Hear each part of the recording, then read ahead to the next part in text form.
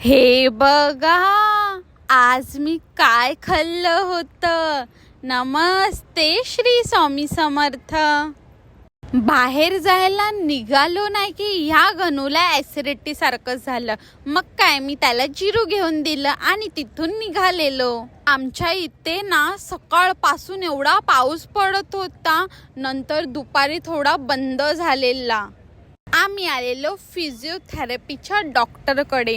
गावी गेल्यापासून हाताचकडे लक्ष द्यायला झालं नाही मला. मी बोलली आज त्या डॉक्टरांना भेटूनच येऊया. मग गणू पण आलेला माझ्यासोबत. ते ना लेडीज डॉक्टर होती आणि ती बोलली की तू रोज आली नाही ना, तुझा हात लवकर बरा होणार नाही. आणि मला एवढी भीती वाटत होती ना, तेवढ्यात मला ह्या गाडीवर दिसलं. भिऊ नको, मी तुझ्या पाठीशी आहे. म्हणजे स्वामींनी मला सांगितलं की तू लवकर बरी होशील. आमच्या एरियामध्ये आल्याच्या नंतर इकडे खरवसवाले काका आलेले आणि मी त्यांना बघून एवढी खुश झाली ना. मला वाटतं 3-4 महिने झाले मी खाल्लं नव्हतं. मला माहिती आहे हे खरवस ओरिजिनल नसतं, पण ठीक आहे, क्रेविंगसाठी थोडंफार खाल्ल्याने असं वाटतं की अरे खरवस खाल्लं म्हणून. नंतर मी इकडे गणूला दिलं. मी बोलली तू पण खा, तुला पण आवडेल. गणू काही जास्त बाहेरचं काय खात नाही, पण मी बोलली हे काही जंक फूड नाही आहे, ते दुधापासूनच बनतं, ते ठीक आहे, खाऊ शकतो. नंतर आम्ही आमच्या लिफ्टमध्ये आलो आणि घरी जाऊन मी कधी खाते असं झालेलं आणि गणूने परत मलाच दिलेलं. मी खुश झाली आणि खोलल्याच्या नंतर त्याने 10 रुपयाला केवढं तरी दिलेलं.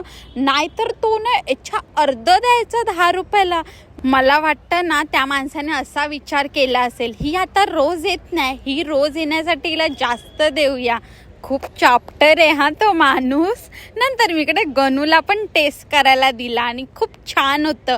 गोड पण एवढं नव्हतं, बरोबर होतं. नंतर आम्ही इथे आलेलो नाईट वॉक करण्यासाठी.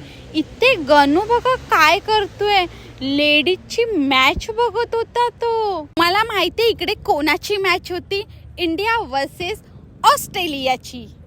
त्यांची तशी बॉयची टीम स्ट्रॉंग आहे ना, तशीच लेडीजची पण टीम खूप स्ट्रॉंग आहे. पण आपले इंडियावाले कमी आहेत का, हरवूनच टाकलं त्यांना. आपली टीम आता पोचले फायनलला. तर भेटूया नेक्स्ट ब्लॉग.